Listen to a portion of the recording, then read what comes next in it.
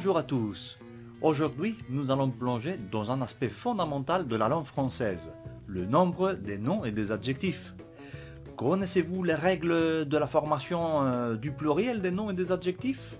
Peut-être êtes-vous déjà familier avec certains cas, mais attention parce qu'il y a plein de petites exceptions qui se cachent un petit peu partout dans la langue française. Alors préparez-vous à clarifier ces points et à découvrir avec moi des astuces pratiques pour éviter les pièges les plus importants. Allez, c'est parti!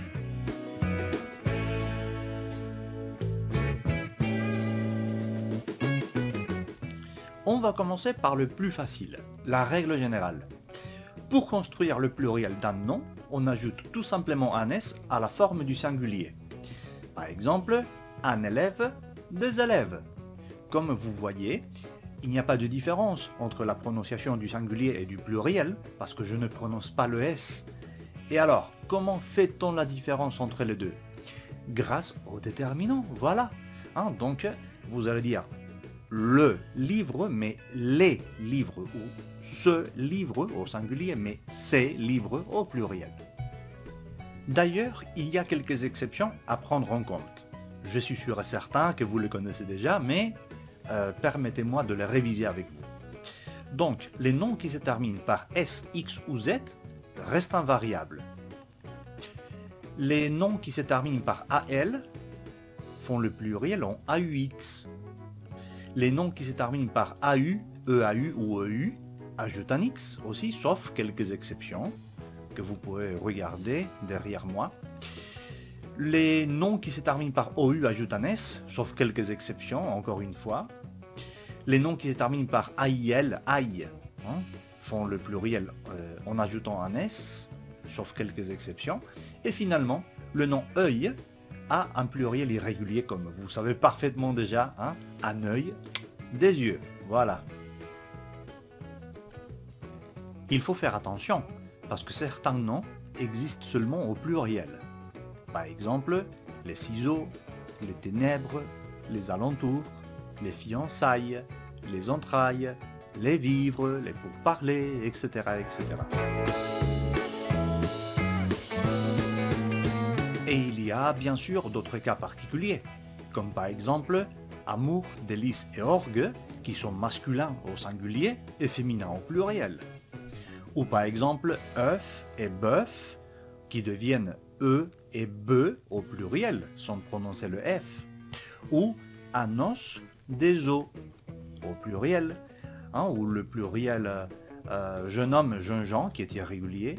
Ou par exemple le cas du mot ciel, qui fait le pluriel en ajoutant un S, ciel, mais qui a aussi un autre pluriel qui est cieux, plutôt de nature plutôt littéraire, voilà.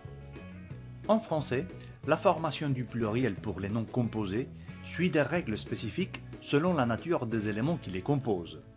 Voyons.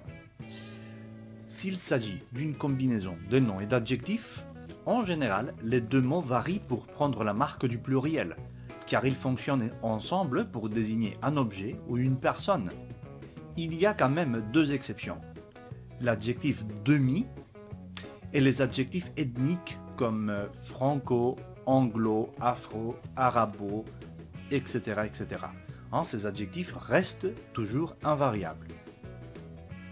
Quand un nom est lié à un autre par une préposition, comme de, à, etc., seul le premier nom prend la marque du pluriel, car le second est considéré comme complément, et il reste invariable. Si jamais il y a un verbe suivi d'un nom qui désigne des éléments comptables, alors seul le nom varie au pluriel, et le verbe doit rester invariable, faites attention. Et si vous avez deux verbes ou un verbe plus un nom qui désigne quelque chose d'abstrait ou de non comptable, alors dans ces cas, l'ensemble reste invariable. Et finalement, quand un mot composé commence par une préposition suivie d'un nom, alors c'est le nom seul qui varie. Faites attention, le nom hors la loi reste souvent invariable. Il n'y a pas de différence entre la forme au singulier et au pluriel. D'ailleurs, les noms composés qui s'écrivent en un seul mot suivent la règle générale. C'est bien le cas du mot passeport, hein, qui fait le pluriel tout normalement. Et finalement, il y a quelques cas irréguliers qu'il faut apprendre par cœur, comme monsieur, madame, mademoiselle ou bonhomme. Et qu'est-ce qui se passe avec le pluriel des noms propres?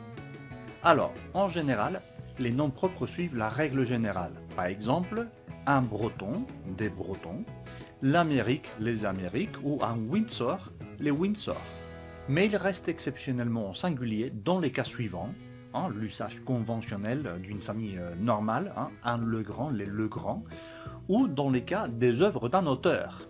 Hein, par exemple, j'ai acheté 2 Cézanne. Mais il faut savoir que dans ces cas, on pourrait aussi suivre la règle générale.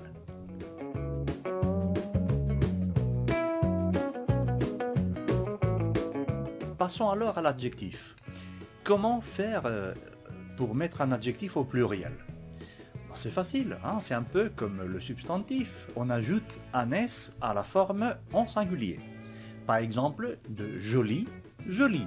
C'est exactement la même situation, on ne prononce pas le S de pluriel. Il y a quand même quelques exceptions. Hein. Par exemple, les adjectifs qui se terminent par S ou X restent invariables. Les adjectifs qui se terminent par EAU ajoutent un X, comme nouveau. Et les adjectifs qui se terminent par AL deviennent AUX, hein, comme général, généraux.